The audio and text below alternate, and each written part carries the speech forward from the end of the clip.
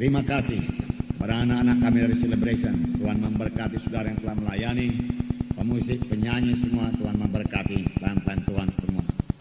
Haleluya. Inilah hari yang dijadikan Tuhan. Marilah kita bersuka cita dan bersorak-sorai. Amin, saudara. Terlebih-lebih Tuhan Yesus ada di tengah-tengah kita. Amin. Di mana ada Roh Kudus itu ada kebebasan. Amin. Allah itu kasih adanya. Biarlah kasihnya dicurahkan dalam hati kita pada hari ini. Amin. Buka hati saudara. Buka hati saudara. Perhatikan firman Tuhan ini. Biar Roh Kudus bekerja. Roh Kudus sudah siap sedia bekerja. Roh Kudus mencari hati yang haus dan lapar. Roh Kudus mencari hati yang merindukan kuasanya, merindukan karunia-Nya. Dan saya percaya penuh Tuhan tidak akan mengecewakan saudara. Oleh sebab itu bangun dan bangkit saudaraku, bergairah dan miliki iman untuk menerima sesuatu daripada Tuhan pada hari ini. Jangan pulang tanpa berkat Tuhan pada hari ini. Kebaktian kita tidak pernah biasa-biasa saja, karena Roh Kudus hadir di tengah-tengah kita, kuasanya hadir di tengah-tengah kita, berkatnya hadir di tengah-tengah kita, dan sama dengan kerinduan kita, begitulah dikaruniakan Tuhan kepada kita. Amin. Haleluya. Kita sudah sampai pada akhir zaman. Firman Tuhan berkata pada akhir zaman, kebanyakan hati manusia ini telah menjadi dingin, tidak lagi berkobar-kobar oleh kasih Tuhan, tidak lagi tergerak oleh belas kasihan. Tidak, tetapi itu maunya jangan terjadi kepada sidang Tuhan, pada gereja Tuhan dan gereja kita ini, saudaraku. Oleh sebab itu topik firman Tuhan pada hari ini yaitu hati yang terbeban. Hati yang terbeban, yaitu hati yang terbeban melihat jiwa-jiwa yang keberatan. Hati yang terbeban melihat jiwa-jiwa yang menderita. Hati yang terbeban melihat jiwa-jiwa yang hidup dalam dosa. Kita mengetahui manusia yang hidup dalam dosa tanpa beroleh keselamatan, mereka akan menuju neraka selama-lamanya. Neraka itu sangat mengerikan, saudaraku. Sangat menyakitkan, saudaraku. Dan selama-lamanya, saudaraku, biarlah kita rebut mereka, sentakkan mereka daripada hukuman yang kekal tersebut. Ingat famili-famili kita yang belum selamat, doakan mereka sungguh-sungguh dengan hati yang terbeban, hati yang berbelas kasihan. Tuhan pasti mendengarkan doa kita. Kalau saya percaya, kalau kita berdoa dengan hati yang sudah terbeban, hati yang merindukan sungguh-sungguh jiwa itu diselamatkan, Tuhan akan mendengarkan, karena permohonan kita seturut dengan kehendak Tuhan. Sebab firman Tuhan berkata, Dia sendiri tidak suka seorang pun binasa, tetapi Tuhan suka supaya semuanya sampai kepada pertobatan, sampai kepada keselamatan.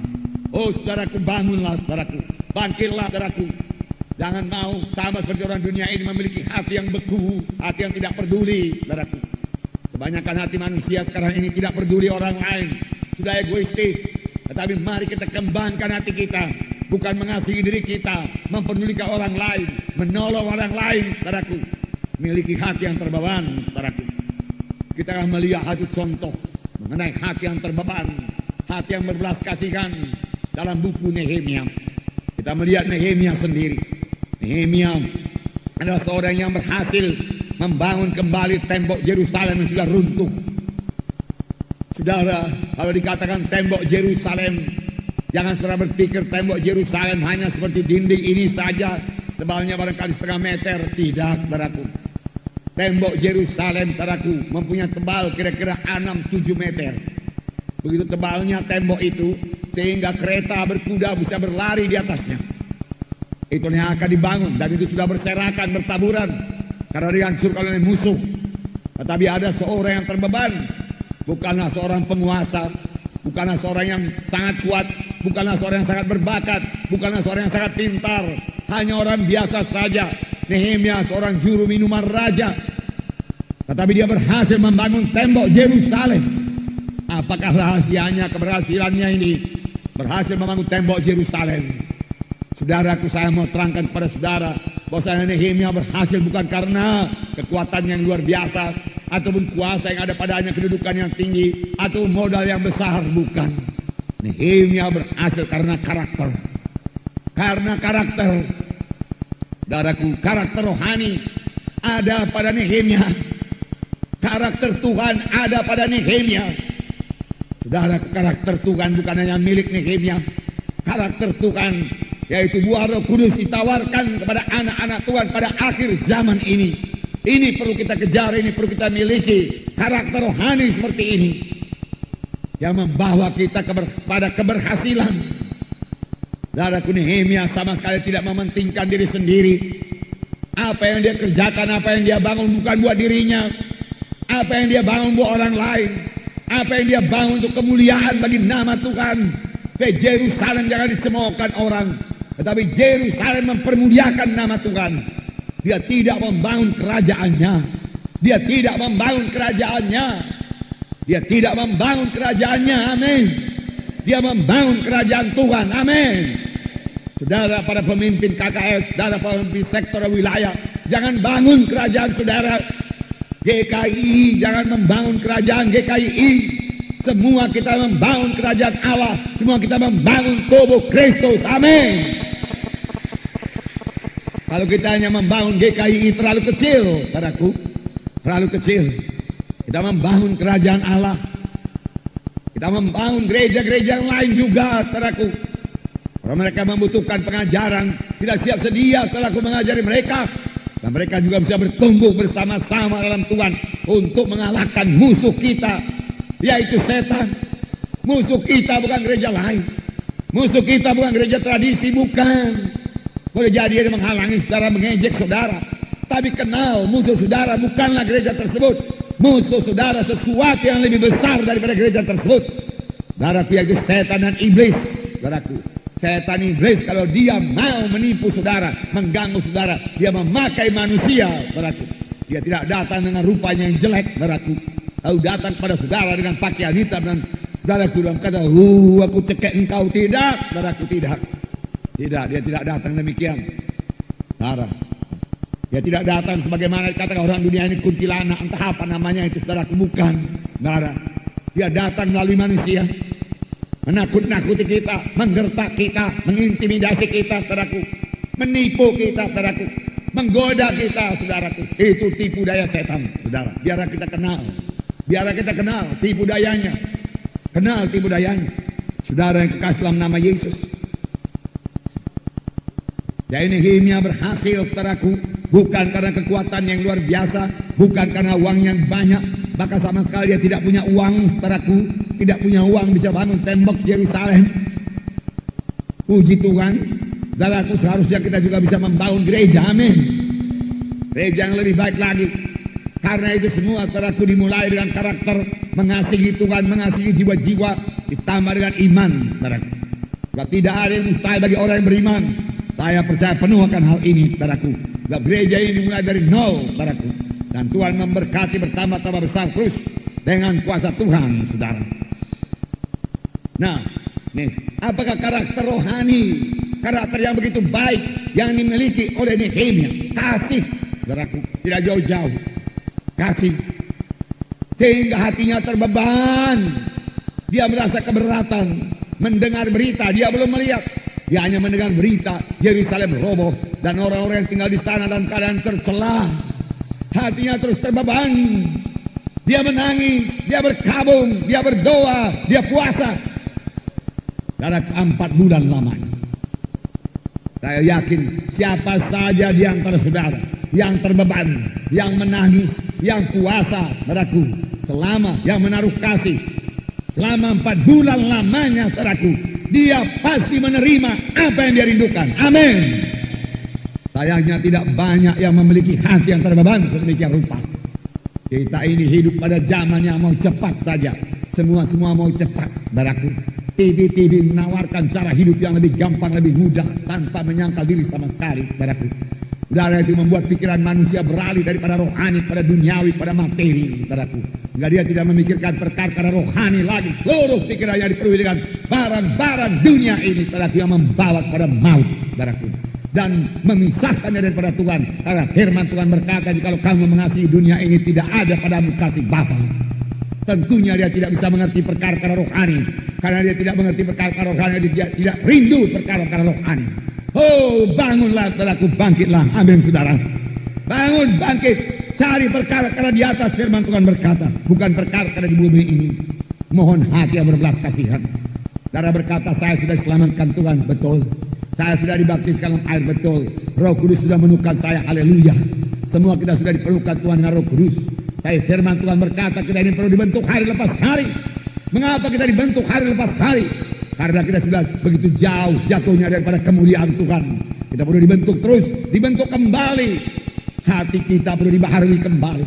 Hati kita perlu dibentuk Tuhan kembali menjadi hati yang mengasihi, hati yang mempedulikan, hati yang tergerak oleh belas kasihan, hati yang terbeban, yang sudah sangat langka pada akhir zaman ini, tetapi belum lenyap karena Roh Kudus belum diangkat dari muka bumi ini. Saudaraku, masih Tuhan sediakan hati-hati yang tergerak oleh belas kasihan, sehingga dia bergerak memenangkan jiwa-jiwa, sehingga dia tidak keberatan untuk melayani KKS, melayani dengan cinta, memuridkan jiwa-jiwa, sehingga yang dimuridkannya itu betul-betul jadi murid, betul-betul sampai jadi murid. Saudaraku yang kekasih dalam nama Yesus, saya akan membacakan kepada saudara Nehemia yang sangat terbeban, jika dia berdoa, dia puasa, dia menangis darah selama 4 bulan lamanya. Nanti diterangkan mengenai bulan-bulannya ini, tapi saya bacakan lebih dahulu kepada saudara dalam Nehemia pasal 1 ayat 1 sampai 4. Saya bacakan. Nehemia itu sebelum Mazmur, ya.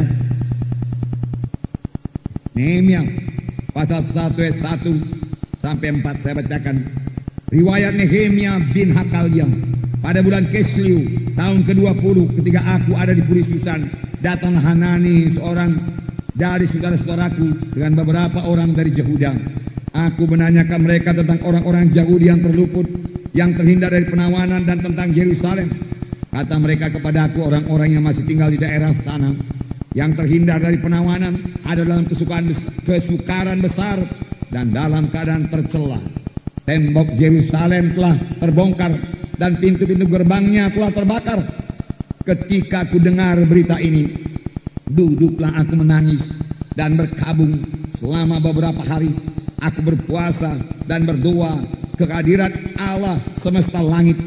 Kataku, ya Tuhan Allah semesta langit, Allah yang maha besar dan dahsyat, yang berpegang pada perjanjian dan kasih setianya terhadap orang yang kasih kepadanya dan tetap mengikuti perintah-perintahnya, dan seterusnya. Saudaraku, berilah telinga, dia berkata. Tuhan sudah memberikan telinga, saudaraku. Tuhan mendengarkan doa, saudaraku. Saudara, doa yang terbeban pasti didengarkan oleh Tuhan, saudaraku. Dalam Nehemia pasal 2 ayat 1 dikatakan, pasal 2 ayat 1, pada bulan Nisan tahun ke-20 pemerintah Raja Artasasta, ketika menjadi tugasku untuk menyediakan anggur, aku mengangkat anggur dan menyampaikannya kepada raja, karena aku kelihatan sedih yang memang belum pernah terjadi di hadapan raja. Bertanyalah ia kepadaku, dan seterusnya. Saudara, dikatakan tadi dia mendapat berita pada bulan Kislew, itu bulan Desember, saudaraku. Kemudian dia menghadap raja pada bulan April, dan dia menghadap raja dengan muka yang muram. Berarti selama Desember sampai April mukanya muram, dia menangis, dia mencucurkan air mata, dia terbeban kepada tembok Yerusalem dan orang-orang yang tinggal di sana dalam keadaan tercela. Satu kota yang temboknya sudah runtuh, bentengnya sudah runtuh, adalah menjadi bulan-bulanan musuh saja. Tidak ada benteng sama sekali. Segala musuh boleh datang, merampok, merampas, dan berbuat kejahatan yang lain. Ini sangat terbeban, memberati hati dari Nehemia. Dan dia berdoa, puasa, menangis, berkabung selama 4 bulan. Dan kalau kita baca buku Nehemia ini, dia membangun tembok Yerusalem hanya dalam tempo 52 hari. Lebih banyak berkabung, lebih banyak jam-jam doanya daripada waktu yang dipakai untuk membangun tembok itu sendiri. Inilah dia orang yang berhasil. Dan kalau kita lihat apa yang diperbuatnya pada waktu tantangan-tantangan yang begitu besar datang dari Sanballat dan Tobia, yang mula-mula mengejek, mengolok-olokkan dia, kemudian mengancam dia, kemudian menyerang, kemudian menipu, kemudian memfitnah, dan lain sebagainya. Nehemia tidak bergeming, Nehemia tidak bergerak, Nehemia tetap berkemenangan. Dia menghadapi semua tantangan-tantangan itu. Sanballat itu gubernur Samaria, saudara, yang mempunyai tentara, Dan dia pernah datang dengan tantaranya menakut-nakuti orang Yerusalem. Tetapi Nehemia, saudaraku, menjawab tantangan tersebut dengan memegang tombak pada satu tangan dan membangun dengan tangan yang lain. Mereka berhasil membangun tembok. Kuasa Tuhan nyatakan, saudaraku. Saudaraku yang kekasih dalam nama Yesus, adakah kita terbeban buat jiwa-jiwa yang terhilang, saudaraku? Jangan menjadi anggota gereja, saudaraku, yang tidak punya beban. Jangan menjadi anggota gereja yang tidak punya pelayanan. Datang ke gereja untuk melayani. Amin, saudara. Bukan hanya untuk menerima khotbah yang membangunkan iman. Haleluya, aku suka khotbah di sini. Aku suka musik di sini. Aku suka nyanyian di sini. Aku bisa menyembah Tuhan di sini. Puji Tuhan. Semua itu karena pekerjaan Roh Kudus. Tetapi ada sedikit, saudaraku, konflik dengan anak Tuhan yang lain, segera meninggalkan sidang. Saudaraku, anak Tuhan yang bagaimanakah yang seperti itu, saudaraku? Saudaraku, saudara dalam tubuh Kristus, untuk membangun tubuh Kristus. Pada akhir zaman semua anak Tuhan harus melayani untuk mengenapkan amanat agung. Pada waktu kami seminar di Kuala Lumpur, saudaraku, beberapa minggu yang lalu, saudaraku, Apostol Summit, di mana para apostol, para rasul-rasul seluruh Asia berhimpun di sana, saudara. Saudara, sekaranglah waktunya zaman rasul-rasul. Kalau mau membangun gereja, bangunlah Apostolic Church. Dia katakan, apa artinya Apostolic Church? Yaitu semua anak-anak Tuhan memenangkan jiwa-jiwa. Semua anak-anak Tuhan ikut dalam pelayanan. Semua anak-anak Tuhan berbuah. Berbuah. Dan saudara juga harus berbuah. Amin, saudara. Ya, biasanya orang yang suka pindah-pindah itulah orang yang suka mengkritik, yang sebenarnya belum bertobat dengan sungguh-sungguh, belum terbeban kepada jiwa-jiwa yang terhilang. Dia hanya datang ke gereja untuk mencari kesenangannya, untuk mencari berkatnya. Saya mau mengatakan kepada saudara, ke gereja bukan hanya mencari berkat-berkat Tuhan, memang Tuhan sangat memberkati. Bukan hanya mencari berkat-berkat materi, Tuhan memang sangat mencurahkan berkat materi sepanjang kita benar di hadapan Tuhan. Tuhan tidak keberatan mencurahkan berkat materi. Bukan hanya untuk kesembuhan, saudaraku, kesembuhan daripada badani, penyakit-penyakit.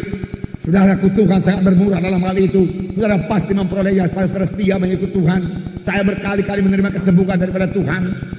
Berkali-kali saya pikir saya akan meninggalkan dunia ini, tapi Tuhan tidak memberikan. Tuhan menguatkan saya kembali, Tuhan bangunkan saya kembali. Roh Kudus menghidupkan saya bergerak kembali melayani, saudaraku. Demikian juga saudara. Saudara boleh menerima kesembuhan. Hai anakku, perhatikanlah perkataanku. Janganlah itu menjauh dari matamu, simpan lubuk hatimu. Arahkan telingamu kepada perkataanku. Maka itu akan menjadi kehidupan bagi mereka yang mendapatkannya dan kesembuhan bagi seluruh tubuh mereka. Apakah itu firman Tuhan? Saudara perhatikan, arahkan telinga kepadanya, menaruh firman Tuhan dalam hati saudara. Maka firman Tuhan itu akan bekerja menyembuhkan seluruh tubuh saudara, membawa kehidupan bagi saudara. Amin buat firman Tuhan. Langit bumi boleh berlalu, tapi firman Tuhan tidak akan berlalu. Itu janji Tuhan. Tuhan yang berjanji tidak bohong. Saya mengalaminya, saudara. Saya sembuh, saya kuat, saudaraku, karena Roh Kudus, karena firman Tuhan yang saya dengarkan, saya taruh dalam hati saya renungkan.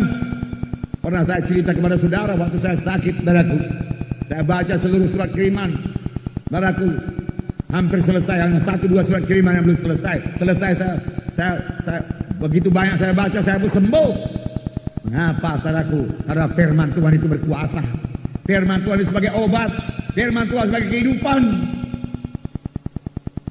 Mengapa anak-anak Tuhan ditimpa penyakit? Miskin daripada firman Tuhan, malas baca firman Tuhan, malas menyangkal diri untuk membaca firman Tuhan. Padahal dalam firman Tuhan kekuatan, dalam firman Tuhan kehidupan, dalam firman Tuhan kesembuhan, dalam firman Tuhan ada hikmat, pengertian. Dan dalam firman Tuhan senjata yang melawan setan yang mengganggu kita. Karena waktu Tuhan Yesus diganggu oleh setan, dicobai oleh setan, digoda oleh setan, dengan tegas Tuhan Yesus berkata, ada tersurat. Bukan hanya ada roti saja manusia bisa hidup, tapi dari tiap-tiap firman Allah yang keluar daripada mulut Allah. Tuhan Yesus sendiri berkata bahwasanya manusia hidup daripada firman Tuhan. Amin. Isi hatilah dengan firman Tuhan. Amin. Pada tahu apa yang terjadi pada orang yang suka lompat-lompat dari satu gereja yang lain. Karena kerjanya mengkritik. Dan saudara tahu apa yang jadi kepada dia. Dia sendiri akhirnya tidak tahu mana lagi yang benar. Dan dia akan terus mencari kesenangannya sendiri, kesenangan daging saja akhirnya. Dan persekutuannya bertambah rendah dengan Tuhan. Saya saksikan keselamatannya. Yang pasti tudungannya tidak ada. Karena tidak pernah menyerahkan diri pada satu gereja yang hidup. Satu rumah yang tidak punya atap, tidak punya tudungan, saudaraku. Saudara, tidak ada gunanya, saudaraku. Satu kota yang tidak ada bentengnya, saudaraku, menjadi sasaran yang empuk bagi musuh, saudara. Saudara yang kekasih dalam nama Yesus. Itu juga memecah belah tubuh Kristus, sama dengan Sanbalat dan Tobia yang memecah belahkan tubuh Kristus. Yang tidak suka tembok itu dibangun, yang sama artinya dengan memecah belahkan tubuh Kristus. Sanbalat, Tobia, saudaraku, saudara sangat menghalangi pembangunan tembok dengan segala caranya, saudaraku. Jadi kuncinya yang pertama untuk berhasil bagi Nehemia, setelah Nehemia mendengar berita tersebut, dia tidak terus pergi ke Yerusalem. Dia tidak terus datang kepada raja dan berkata, Raja Artasasta, aku mendengar Yerusalem dihancurkan, aku mau pergi ke sana bangun tembok. Tidak. Dia mempersiapkan diri dalam persiapan rohani. Dia mengadakan persiapan rohani. Dia mengadakan persiapan rohani dengan berdoa 4 bulan lamanya, mencucurkan air mata, menangis, terbeban. Itu yang membawa dia beroleh keluasan hati dari Raja Artasasta. Setelah dia berdoa. Saudara, terlebih doa yang disertai dengan hati yang terbeban, dengan hati yang berbelas kasihan, pasti didengarkan oleh Tuhan. Sebab firman Tuhan juga berkata, iman bekerja oleh sebab kasih. Tanpa kasih, doa yang bagaimana kuatnya pun, saudaraku, tidak akan berhasil, saudaraku. Bukan kuatnya doa itu, tapi betapa besar kasihnya yang terdapat dalam doa tersebut. Amin, saudaraku. Nah, saudaraku, Nehemia adalah seorang yang sangat percayakan kuasa doa. Terlebih doa yang disampaikan dengan hati yang berbelas kasihan, doa yang disampaikan dengan hati yang tergerak oleh belas kasihan, doa yang disampaikan dengan hati yang terbeban. Saya mau mengingatkan saudara, kalau saudara berdoa buat orang sakit, adakah hati saudara tergerak oleh belas kasihan kepada orang sakit tersebut? Kalau saudara berdoa bagi orang yang terikat, saudaraku, adakah hati saudara tergerak oleh belas kasihan kepada orang terikat tersebut? Saudara berdoa, saudaraku, buat jiwa-jiwa yang terhilang yang belum selamat dan bermaksud bersaksi kepadanya. Adakah hati saudara terbeban buat jiwa yang menuju neraka tersebut? Atau hanya bersaksi saja? Nanti kalau aku enggak bersaksi, ini ada schedule daripada Institut Alkitab Rembang, daripada institut, aku harus mengunjungi, harus bersaksi. Oke lah, aku datangi aja. Kalau saudara bersaksi, dengarkan firman Tuhan begini, begitu. Mari kita berdoa. Tanpa kasih, saudaraku, tidak ada kehidupan. Saudaraku, tanpa kasih berarti tanpa Roh Kudus juga, saudaraku. Kalau bukan dengan kuat, bukan gagal, tapi dengan kuat kuasa Roh Kudus, saudara tidak akan berhasil memuridkannya. Saya ingat kesaksian saudaraku Ray Johnson, kesaksian saudaraku Irving Rutherford. Ray Johnson berkata, Irving itu bapa rohaniku. Dia datang ke rumah sakit ketika aku berambut panjang sampai segini, berjanggut panjang sampai segini. Aku kurus kering, mukaku mengerikan, mataku juga mengerikan, dia katakan.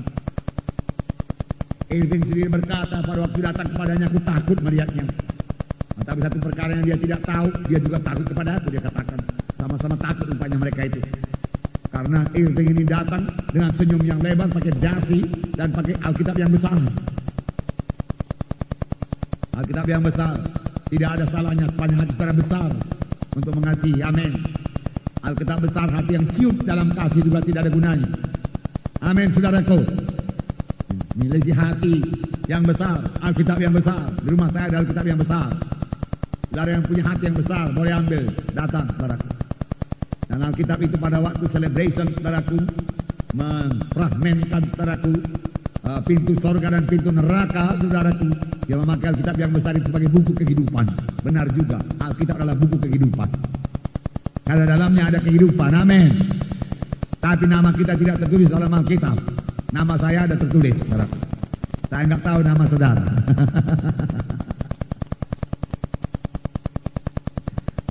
Nah, haleluya. Tapi yang dimaksud dengan buku kehidupan anak domba Allah, di mana nama tiap-tiap orang yang selamat ditulis dalam buku kehidupan anak domba Allah. Dan barang siapa namanya tidak tertulis dalam kitab kehidupan itu, dicampakkan dalam api neraka yang kekal. Jadi nama Yang paling penting bukan tertulis dalam gereja, tapi tertulis dalam buku kehidupan anak domba Allah itu di sorga selama-lamanya. Haleluya. Saya bersukacita namaku ada di sana. Nama saudara ada di sana. Karena saudara telah menerima sebagai Tuhan dan Juru Selamat saudara. Nama tertulis, rumah disediakan, dan pada waktu kita menghadap Tuhan, Tuhan menyambut kita dan menghapus air mata kita. Amin. Satu perkara yang sangat menghiburkan hati, perkara yang indah. Namun sebelum hal tersebut terjadi, beri buah kepada Tuhan. Bagaimana memberi buah? Memiliki hati yang mengasihi, memiliki hati yang terbeban, memiliki hati yang memperdulikan, memiliki hati yang care, mengasihi jiwa-jiwa. Care, mengasihi, I care, I care, I care. Lalu Nehemia berdoa, dan Tuhan menjawab. Saya membaca kepada saudara Nehemia 2 ayat 2. Bertanyalah ia kepada aku, mengapa mukamu muram walaupun engkau tidak sakit? Engkau tentu sedih hati. Lalu aku menjadi sangat takut. Jawabku kepadanya, hiduplah raja untuk selamanya. Bagaimana mukaku tidak akan muram kalau kota tempat pekuburan nenek moyangku telah menjadi reruntuhan dan pintu-pintu gerbangnya habis dimakan api. Lalu raja berkata kepadaku, jadi apa yang kau kehendaki? Maka aku berdoa kepada Allah semesta langit. Wah, puji Tuhan. Dia menghadap raja. Raja berkata, mengapa mukamu muram? Pada waktu itu menurut undang-undang Raja Persia, Raja Artasasta, siapa yang menghadap raja dengan muka muram bisa dihukum mati. Bukan tanggung-tanggung, tidak usah banyak tanya-tanya lagi. Di muka raja, muka mesti berseri-seri. Itu di muka raja dunia ini. Apalagi di muka raja sorga. Apalagi dalam kebaktian. Sebenarnya muka kita semua harus berseri-seri, bersorak-sorai dan bersukacita, memuji, menyembah, memuliakan nama Tuhan. Amin. Hidup bergerak. Mengapa? Karena roh sukacita diberikan Tuhan bagi kita. Amin. Sungai sukacitaku mengalir. Mengalir. Amin. Biarkan terima itu saudara. Sungai sukacita menghidupkan tubuh saudara. Amin. Menggerakkan tubuh saudara. Haleluya. Setan hanya merusak saja saudara. Dosa merusak. Tapi Roh Kudus menghidupkan, Roh Kudus menguatkan, Roh Kudus. Terima kasih Roh Kudus. Maka aku berdoa kepada Tuhan. Nehemia tidak gegabah. Nehemia orang pintar, saudaraku, tapi dia tidak bersandar kepada kepintarannya. Pada waktu raja bertanya, dia berdoa kepada Allah. Boleh jadi waktu yang sekejap, Tuhan tolong Tuhan. Raja sudah bertanya kepada apa yang kehendaki. Ini yang telah kudoakan selama 4 bulan ini Tuhan. Kusampaikan sekarang dalam nama Yesus. Apakah dikatakannya? Kemudian jawabku kepada raja, jika raja menganggap baik dan berkenan kepada hambamu ini, utuslah aku ke Yehuda, ke kota pekuburan nenek moyangku, supaya aku membangunnya kembali. Lalu bertanya raja kepada aku, sedang permaisuri duduk di sampingnya, berapa lama engkau dalam perjalanan dan bila mana engkau kembali? Dan raja berkenan mengutus aku, sesudah aku menyebut suatu jangka waktu kepadanya. Berkatalah aku kepada raja, jika raja menganggap baik, berikanlah aku surat-surat bagi bupati-bupati daerah seberang Sungai Efrat, dan mereka memperbolehkan aku lalu sampai aku tiba di Yehuda. Juga surat bagi Asaf pengawas taman raja, supaya dia memberikan aku kayu untuk memasang balok-balok pada pintu-pintu gerbang di benteng bait suci, untuk tembok kota dan untuk rumah yang akan kudiami. Dan raja mengabulkan permintaanku itu, karena tangan Allahku yang murah melindungi aku. Amin. Haleluya. Setelah berdoa 4 bulan, dia memohon satu permohonan yang besar, membangun tembok Yerusalem. Saudara, kita katakan dengan tebal sedemikian 6 meter, 7 meter dari tiang ini ke sana tebalnya. Batu-batunya boleh jadi diameter 1 meter sebiji. Tidak ada keran pada waktu itu, saudara. Tidak ada keran, tidak ada apa namanya itu. Tidak ada dongkrak, saudara. Tidak ada alat untuk mengangkat batu itu. Itu diangkat dengan tangan atau diderek dengan tali. Lalu dilem, saudara, ke atas batu itu satu demi satu, saudara. Jauh lebih besar daripada gedung Armina Hall ini, saudara. Sebab itu Saudaraku, berkilometer-kilometer saudaraku mengelilingi kota Yerusalem. Bukan pekerjaan kecil. Maunya saudara, nanti satu waktu kita ke sana kita bisa melihat sisa-sisa dinding itu masih ada sampai sekarang. Saking kuatnya, saudara. Saking tebal. Itu yang dibangun. Dia mohon satu permohonan yang besar, membangun Yerusalem yang dikalahkan oleh Raja Persia. Berarti membangun kembali Yerusalem bisa berarti memberontak kepada Raja Persia. Tapi setelah Raja Persia mengabulkan, sesudah dia kabulkan, dia minta lagi, tolong berikan surat raja kepada semua bupati-bupati supaya mereka memberikan aku lalu, dan surat kepada Kasar, yaitu pengurus taman raja atau hutang lindung kalau sekarang. Supaya dia memberikan semua kayu-kayu yang dibutuhkan untuk pintu-pintu gerbangnya dan penyokong-penyokongnya. Karena pada waktu itu pintunya bukan macam pintu biasa, pintunya pun manakala tebalnya 1 meter, dari pintunya saja, dan 2 lapis itu pintu sebelah luar, pintu sebelah dalam, tinggal didobrak juga tidak akan didobrak bisa. Nah dia, dan semua itu dikabulkan oleh raja. Firman Tuhan berkata, karena tangan Allahku murah melindungi aku.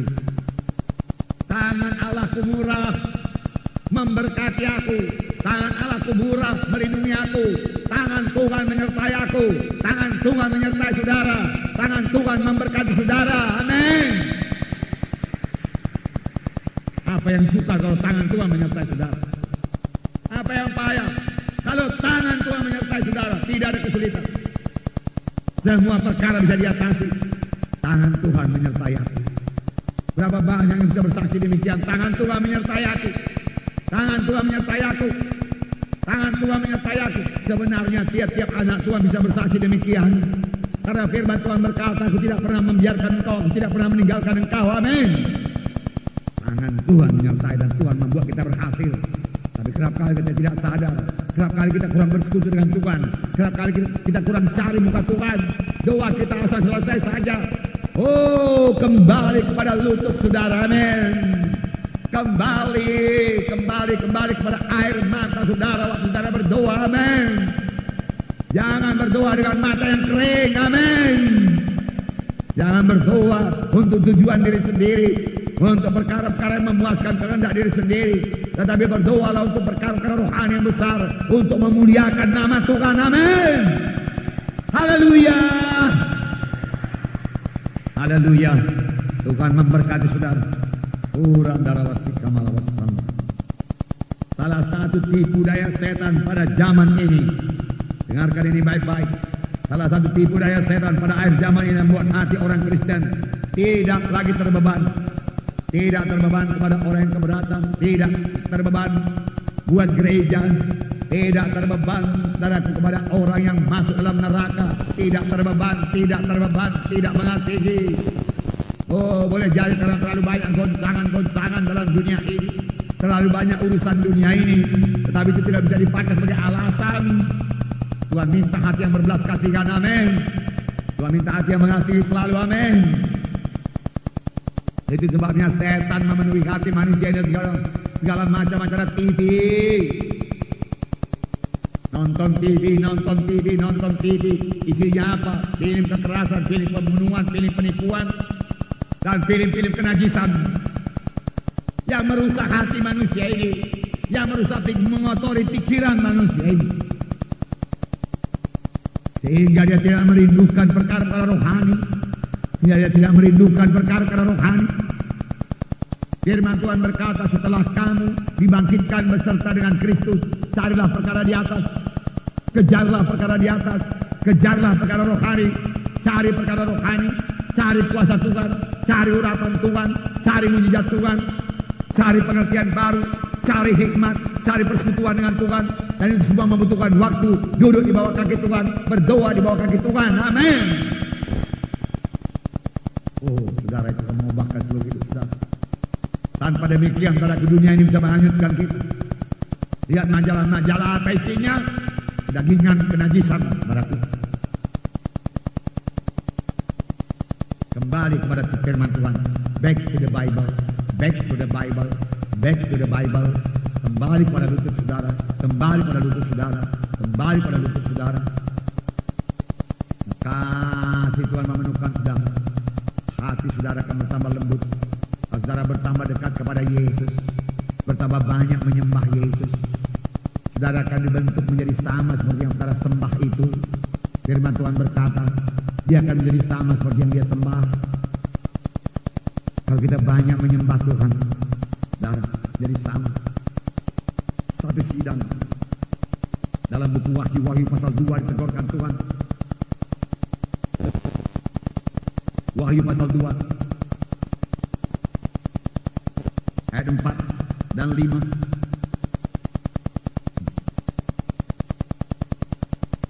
Namun demikian aku mencela engkau karena engkau telah meninggalkan kasihmu yang semula. Sebab itu ingatlah betapa dalamnya engkau telah jatuh. Bertobatlah dan lakukanlah lagi apa yang semula engkau lakukan. Jika tidak demikian aku akan datang kepadamu dan aku akan mengambil kaki dianmu dari tempatnya. Jikalau engkau tidak bertobat. Ingatlah, dia katakan, betapa dalamnya engkau telah jatuh karena meninggalkan kasih yang semula. Kasih yang semula, kasih yang bersekutu dengan Tuhan. Kasih yang semula, kasih yang rindu akan Tuhan. Kasih yang rindu akan Tuhan, itu kasih yang semula. Kasih yang menangis di hadapan Tuhan waktu berdoa. Kasih yang menyanyi buat Tuhan di waktu berjalan. Di manakah itu? Kasih yang kalau berlutut dan senantiasa bersekutu dengan Tuhan. Dan kamu telah kehilangan kasih seperti itu. Kasih yang semula menggerakkan saudara untuk bersaksi. Kasih yang semula membawa saudara untuk melayani Tuhan, mengunjungi, memenangkan jiwa-jiwa. Itu kasih yang semula, kasih yang semula, kasih yang semula. Kasih Yesus, kasih Yesus. Saudara, jangan tertipu. Jangan biarkan hati itu kehilangan kasih. Kalau kita biarkan hati kita kehilangan kasih, setan akan mengisinya dengan kebencian. Setan akan mengisinya dengan segala macam kritik. Setan akan mengisinya dengan segala macam pertengkaran, perkelahian, perselisihan. Mudah-mudahan tidak terjadi. Kalau dibiarkan tempat bagi setan, setan akan memberikan roh pembunuh kepada hati manusia itu. Kita lihat baru-baru ini sekitar Setiabudi sana, seorang anak umur 17 tahun membunuh bapaknya yang sarjana, seorang dokter. Ibunya juga dokter, saya kurang tahu. Dan 4 orang saudaranya yang lain yang sudah sarjana, dia bunuh dengan alu, satu demi satu, satu demi satu. Dia tahan melihat darah. Saudaraku yang kekasih dalam nama Yesus, Tuhan memberikan saya banyak menolong orang kecelakaan. Saya sendiri heran. Tadi baru ini kami pulang dari Perapat, saya katakan kepada Anwar waktu di Firdaus itu, kurangi kecepatan Anwar, kurangi kecepatan. Dia kurangi kecepatan. Saudara, kira-kira 5 detik, sesudah itu saudara kedengaran suara berdentum di luar, saudaraku, dan kelihatan orang berlari-lari. Rupanya satu jeep, saudaraku, Suzuki dengan satu sudaku, saudaraku, dan saudaraku, laga kambing. Kap daripada jeep itu lepas. Saudara kami yang paling depan, saya turunlah, saudaraku. Dan Poisim, saudaraku, di belakang kami, dia turun. Lari dengan hamba Tuhan Lawrence siap. Kami tarik orang di teristior mobil itu karena lengket istior. Saya letakkan di rumput, saya raba nadinya, beres jantungnya, hanya darah keluar daripada hidungnya. Kami angkat kepada pickup yang lewat, saudara, dan kemudian saudaraku membeli sorong pinggir. Dan dari sudaku itu juga ada satu orang ibu yang sudah tua diangkat oleh orang lain masuk kepada pickup itu. Saudara yang bekas dalam nama Yesus. Saya pikir selesai tugas saya berikan sapu tangan saya karena orang itu masih sadar, saudaraku, untuk melap darahnya, saudaraku. Tetapi kemudian saya tahu apa yang terjadi. Kalau saya ingat kembali hal itu, saudaraku, mengingat darah yang keluar itu, saudaraku, oh, saudaraku, saya bergidik juga, saudaraku, ya, bergidik. Saya waktu itu tidak, saudaraku. Waktu itu pikiran saya hanya menolong orang itu saja. Saya berani. Tetapi kemudian saya ingat darah itu, saudaraku, oh, itu kan saya katakan, ngeri juga itu darah, ya, darah. Yang kasih, tetapi orang itu tidak lagi berdarah dingin, dia rusak hatinya. Dia pukul dengan alu, berlumuran darah, heret. Datang satu lagi, pukul lagi. Waduh, saudara, bagaimana hati bisa demikian keras, demikian rusak? Hati yang sudah dikuasai setan, Setan mau merusak manusia ini. Saudara, jaga hati saudara lembut. Amin. Mengasihi. Amin. Menolong. Amin. Memberi. Amin. Mempedulikan orang lain. Amin.